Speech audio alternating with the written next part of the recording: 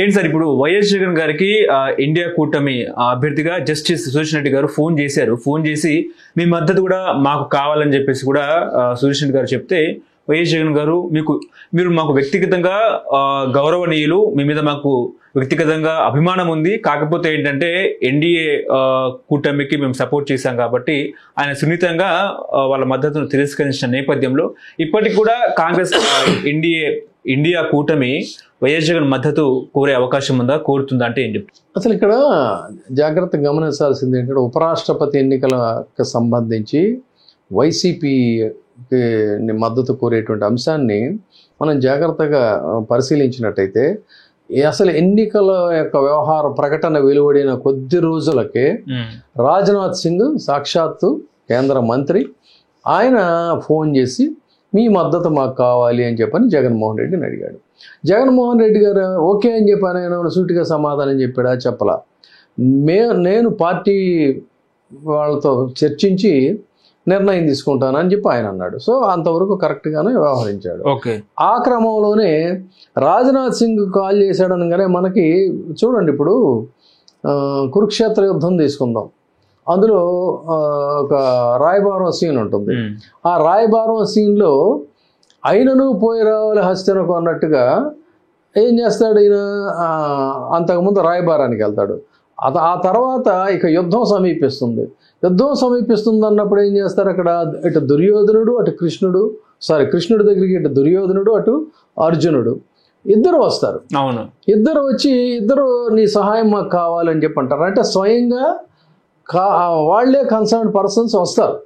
కానీ ఇక్కడ జరిగింది ఏంటి అంటే కన్సర్న్ పార్టీ నుంచి కన్సర్న్ పర్సన్గా ఒక సీనియర్ నాయకుడు రాజ్నాథ్ సింగ్ గారు ఆయన ఫోన్ చేసి అడిగాడు మద్దతు. దీనికి ఏంటో తెలిసిన వెంటనే ఏం చేయాలి, అక్కడ ఇండియా కూటమి నుంచి రాహుల్ గాంధీ లేదంటే సోనియా గాంధీ గారు వీళ్ళు ఫోన్ చేయాలి. ఫోన్ చేసి వాళ్ళు అడగాలి. వాళ్ళు అడిగారా? అడగలేదు సరిగ్గా అదే టైంలో ఓట్ చోరీ వ్యవహారం జరుగుతున్న సందర్భంలో ఆ మాణిక్యం ఠాకూర్ అనేటువంటి ఒక ఆంధ్రప్రదేశ్ కాంగ్రెస్ వ్యవహారాల ఇన్ఛార్జ్ ఎవరైతే ఉన్నాడో అతను ఒక 4 రాళ్ళు జగన్మోహన్ రెడ్డి మీద బురద చిమ్మేటువంటి స్టేట్మెంట్స్ ఇచ్చాడు తప్ప, ఒకవైపు మనకు ఉపరాష్ట్రపతి ఎన్నికలు జరుగుతున్నాయి, మనకి లెట్ ఇట్ బి ఇస్తాడా లేదా కానీ ముందైతే మనం ట్యాకిల్ చేయాలనే కనీస స్పృహ కూడా లేకుండా ఘాటైనటువంటి విమర్శలు చేశాడు. అసలు అది కూడా తీసుకొని పక్కన పెడితే అడగాల్సింది ఎవరు అక్కడ? అటు రాజ్నాథ్ సింగ్ అడిగాడు అని తప్ప రాధాకృష్ణన్ అడగల. అభ్యర్థి రాధాకృష్ణన్ అడగలేదు. వాళ్ళ తరఫున అతన్ని అభ్యర్థిగా నిలబెట్టినటువంటి కూటమి తరఫున ఈయన రాజ్నాథ్ సింగ్ అడిగారు. సో ఇండియా కూటమి తరఫున నిలబెట్టినప్పుడు ఈయన్ని సుదర్శన్ రెడ్డిని అడగాల్సింది ఎవరు? ఇండియా కూటమి అడగాలి. Either Rahul Gandhi or Sonia Gandhi or anyone from India కూటమి. వాళ్ళు అడిగారా? వాళ్ళు అడగకుండా డైరెక్ట్ అభ్యర్థి అడిగాడు. అది ఇక్కడ తేడా గమనించాల్సింది. సో ఆయన అభ్యర్థి అడిగినప్పుడు ఏం చేశాడంటే ఆయన సముచితమైనటువంటి రీతిలో సమాధానం చెప్పి ఐఎమ్ సారీ అని కూడా చెప్పాడు. మీ పట్ల మాకు గౌరవం ఉంది కానీ మేము ఆల్రెడీ మాట ఇచ్చాం కాబట్టి సారీ అని. సో అంటే మొదటి నుంచి కూడా జగన్మోహన్ రెడ్డిని ఆ డిస్టెన్స్ అలా మెయింటైన్ చేస్తూనే వస్తుంది కాంగ్రెస్. అంతే తప్ప జాతీయ ప్రయోజనాల కోసం అయినా సరే మనం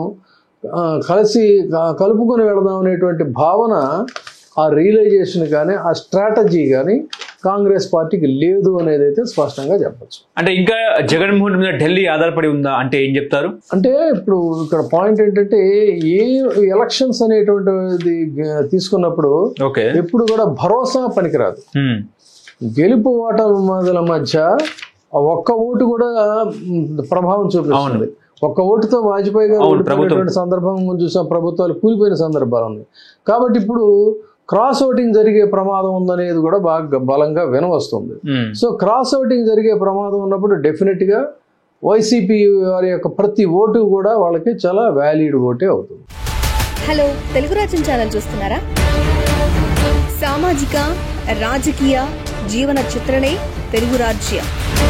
అతిశయోక్తులు అసత్యాలు ఉండవు. రాజకీయ కోణం కాదు, ప్రజా కోణమే కొలబద్ద. తెలుగు రాజ్యం వీక్షణ మీ ఉత్తమ అభిరుచికి నిదర్శనం.